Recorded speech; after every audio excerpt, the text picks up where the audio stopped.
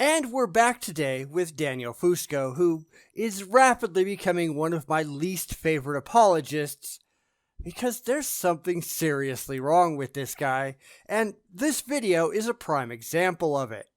Religious apologists, as we've seen many times before, they don't have the slightest idea what they're talking about, but they pretend to be experts so they can make money off of equally ignorant followers.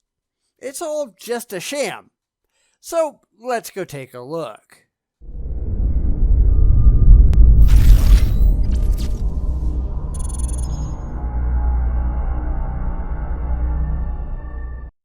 Daniel Fusco has some, let's say, serious problems. But this is probably one of the worst. He has no idea what reality actually looks like. And unfortunately, in that, he's hardly alone. How many videos have we looked at where the apologist says things that simply do not jive with even a high school level knowledge of science? This happens all the time, and we're going to see another example of it today. But is this just being ignorant, or is it being blatantly dishonest? I really don't know, but in either case, it's curable, if the religious want it to be cured. Unfortunately, they don't. And that's pathetic. Hey everybody, Daniel Fusco here, and welcome to today's 2-minute message. So I remember growing up, I didn't really grow up with spiritual beliefs. And I remember by the time I made my way into high school and college, I wasn't quite what you would consider an atheist. I just didn't think really anything about God. And I remember the idea about hearing how everything happened, creation, through the Big Bang, and all of the matter in the universe was contained in something smaller than the eye of the pin of a needle, and all of a sudden exploded, and then everything kind of landed in the perfect spot.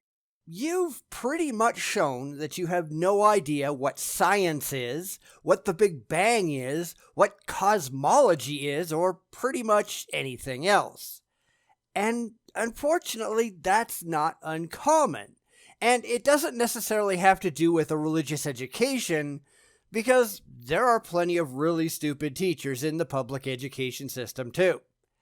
But what we've proven here is that you don't know what any of these things are, and you haven't learned how to do independent research or think critically. Because if you cared about reality, you wouldn't think that any of those things you spouted were actually so. You would have gone and looked it up and then acted like a rational adult. And clearly, you haven't done that. I don't even know if you're capable of doing that. What's wrong with you, Daniel? And that's something that we have to address when it comes to these ignorant religious nutballs. They do not have the education necessary to make any of the decisions that they talk about intelligently. It is amazing how many of these wingnut apologists have no clue what science actually says. They're just regurgitating the kind of laughable religious ignorance that we all complain about all the time.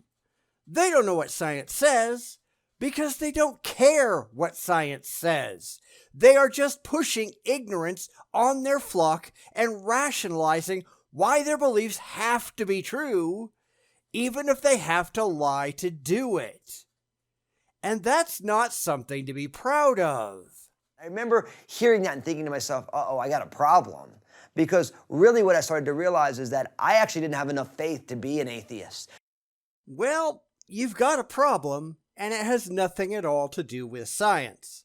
It has to do with your own ignorance. Maybe you should just fix that.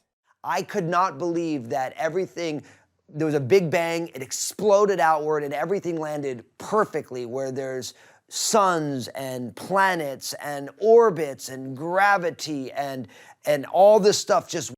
There's no faith at all necessary to be an atheist. And there too, you've got a problem because you don't understand what atheism is. I don't think you know much at all. I don't think you know how to wash your hair, personally.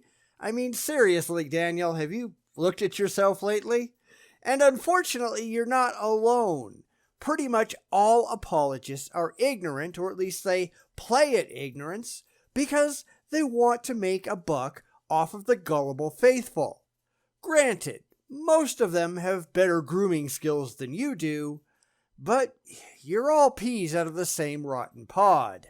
Worked. And I once heard an analogy that really made sense, that if you believe in the Big Bang without a creator God, it's like believing you could throw a 100-piece puzzle down on the ground and it would land all perfectly formed. Then you're listening to idiots who also don't comprehend reality, because you don't seem to know anything.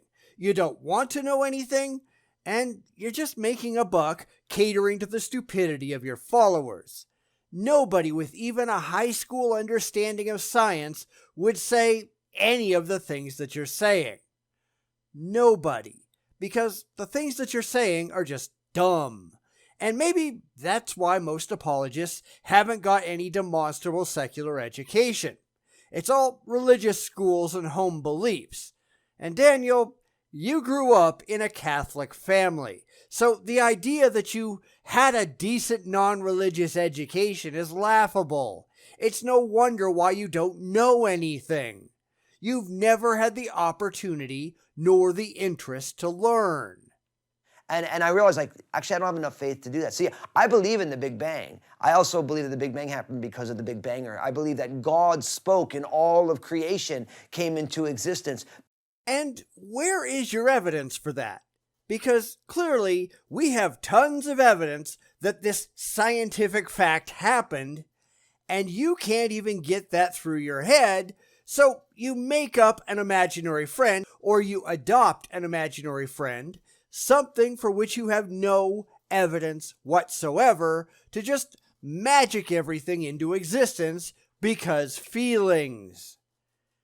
And somehow you want anyone to take you seriously. You can't actually be that stupid, can you, Daniel? But there was intelligence behind it. Now, obviously, I could talk about a lot of different things, but I'm going to leave it there. So first, I want you to share this video, because actually, I think that the most profound faith-based position would have to be an atheist, because you have to explain that everything worked by happenstance. Except nobody thinks that. I mean, you do because you're ignorant, but nobody with even remotely a half a clue does.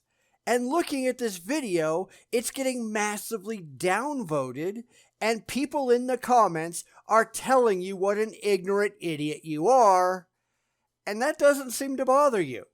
You're not responding to anyone. You never, ever, ever engage with your critics. Now, I'll give you credit, just a little, for keeping your comments open. Most apologists are too chicken shit to do that.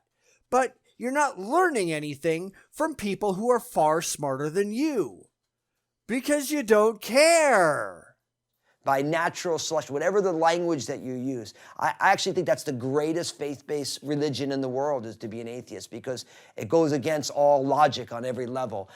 Says the guy who clearly has no idea what logic is. I'm still waiting for you to prove that your God exists in any objectively demonstrable way. Why the Christian God and not, invisible, intangible, universe-creating pixies? Because those don't make you feel good, of course. It all comes down to emotions, and emotions are not a good method for determining factual truth. And in the comment section, I don't want us to bag on people who are atheists. And I realize by even posting this, lots of people who are atheists are going to come up and say, hey, I only did this in a few minutes, so I can't explain all of it. Then don't take a few minutes. You're always using that excuse. You're half-assing things in 2 minutes for no good reason. And then, when people call you on it, you just wave your arms and pretend you've got a get-out-of-criticism-free card. And you're wrong. If you can't do it right, Daniel, don't do it at all. Every bit of criticism you get is well-deserved. But what is the evidence in creation that you see for God's handiwork? And we all notice different things. So let's talk about how we see the evidence of God within the creation that He made. And God bless you today. There is no evidence, there's just bald rationalization. You can't prove that your God is real. You just pick things in nature that you wish was proof for your God, and then declare, without evidence that it is. And for some reason, you think people ought to agree with you. Daniel, you're nuts, or you're a shyster, or both. It really doesn't matter because you're not interested in reality. None of you care if the things in your head are actually true or not. You know little about science, and you pretend that makes you an expert on the so-called faith of the atheists. You know, those people without any faith. You can't be as stupid as you are. Maybe you ought to do something about that. And that's just a helpful hint from the Bitchspot blog channel.